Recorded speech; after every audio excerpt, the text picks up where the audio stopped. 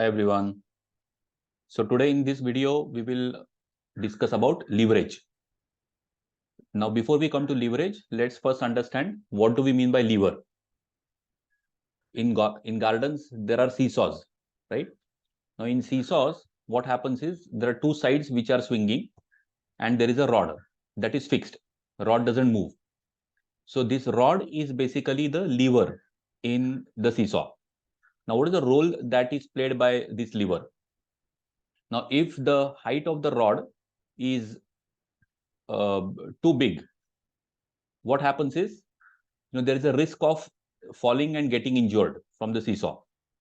But at the same time, there is fun, right?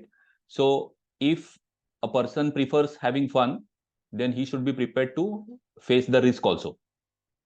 And if the height of the rod is very small, then what will happen is it will be a very safe seesaw to play, but at the same time, there won't be fun, right? So if somebody is very conservative, he doesn't want to take a risk, then he should be prepared to sacrifice fun also.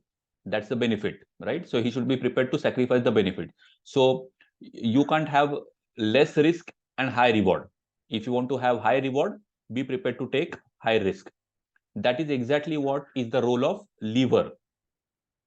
And that same role is played by the lever in the business organization also.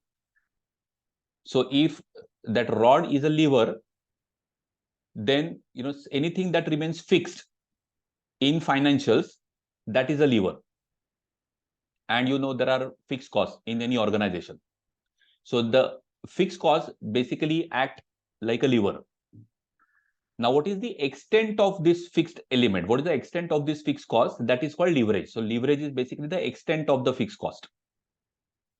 So if the extent of the fixed cost is very high, that means the leverage in that organization is very high. And if the extent of fixed cost is low, that means the leverage in the organization is low.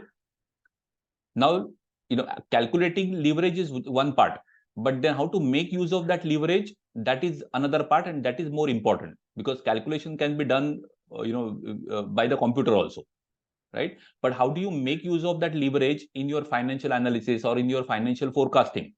That is what is more important. So let's take one example.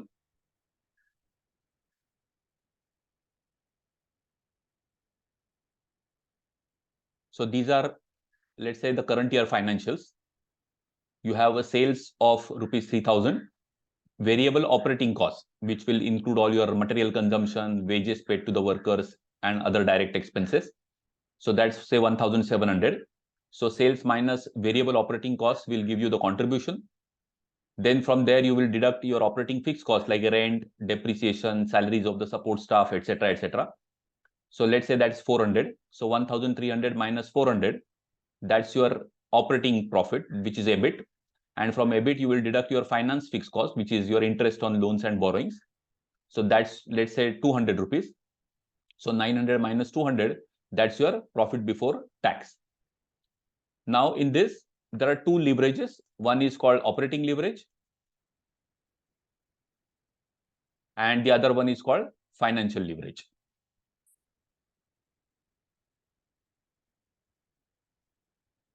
Now, what is operating leverage? It is the extent of the operating fixed cost, which is this. Now, because there is operating fixed cost, there is a difference between contribution and EBIT. If operating fixed cost was not there, your contribution and EBIT would have been same. So higher the extent of the operating fixed cost, higher will be the gap between contribution and EBIT. Therefore, operating leverage is measured as contribution divided by EBIT. So in this example, our operating leverage is 1.44. Then financial leverage is the extent of your finance fixed cost, which is nothing but interest. And because there is interest, there is a gap between EBIT and PBT. Otherwise, both would have been same. So therefore, financial leverage is calculated as EBIT divided by PBT. So in this example, financial leverage is 1.285 or 286. And then you calculate combined leverage. Combined leverage can be calculated in two ways. Either you can do operating leverage multiplied by financial leverage, or combined leverage is basically the extent of your operating fixed cost as well as interest. And because of these two fixed costs, there is a difference between contribution and PBT, right? If operating fixed costs and interest both were zero, your contribution and PBT would have remained same. So therefore, combined leverage can be calculated also by another formula, contribution upon PBT. That will give you the same answer. So contribution divided by PBT. So you'll get the same answer, right? So that's your combined leverage. Now, having calculated this, now how to make use of these leverages? So these are my current year numbers. So let's say next year, I'm forecasting that my volume is going to grow by 15%.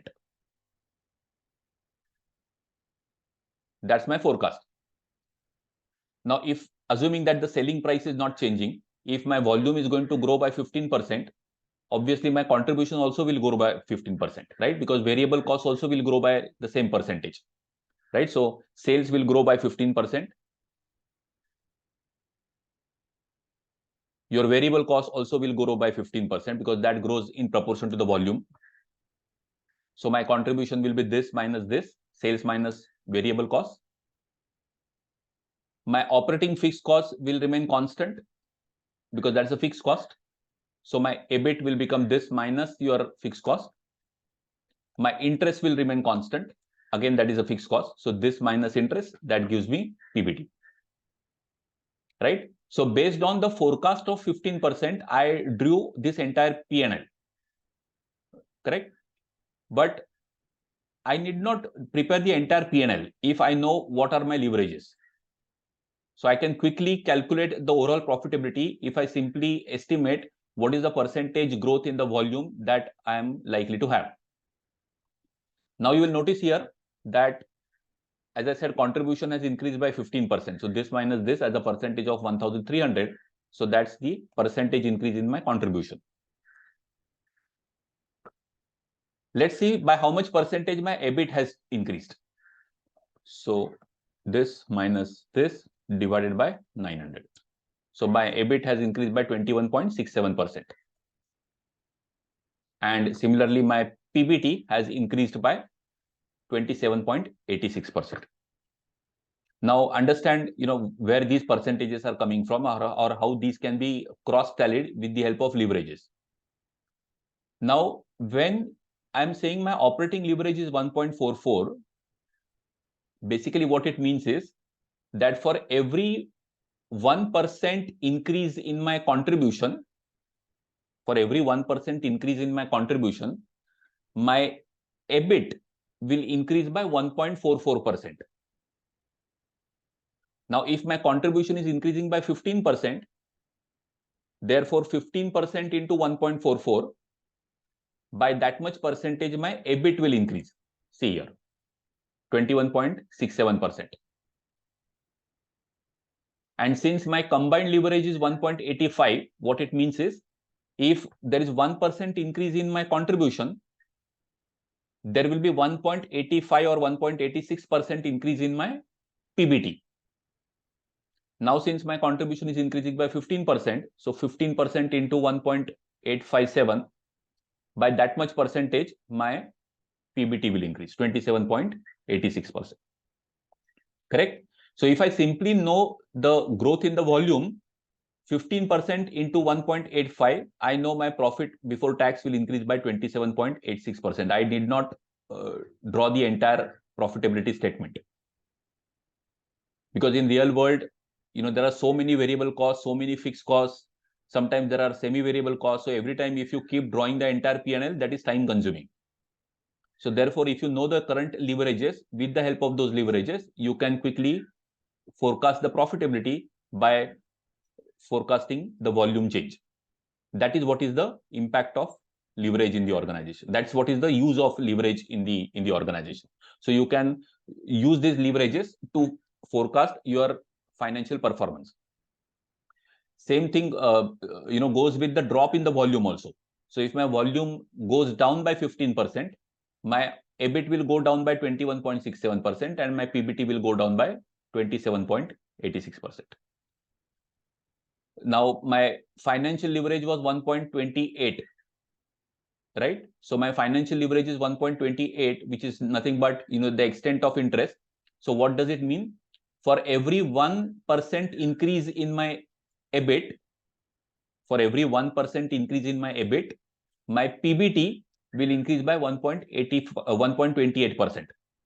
Now my EBIT is increasing by 21.67%. So this into 1.285, by that much percentage, my PBT will increase. Correct? So either way you can look at it. Right? So that is how you make use of leverages in the organization. So you just to recap, there are there are two leverages: operating leverage, financial leverage, and then the combination of the two, that's your combined leverage. And then these operating leverage, financial leverage, and combined leverage can be used to forecast your financial performance. You just need to assess how much is likely to be the change in the volume, and that percentage multiplied by the respective leverages will tell you what is going to be the profitability for the coming period. So that's the use of leverages. In the next video, we will talk about what happens when the leverage is high or the leverage is low. What's the impact on the organization because of these leverages? That's what we will see in the next video. Yeah, thank you.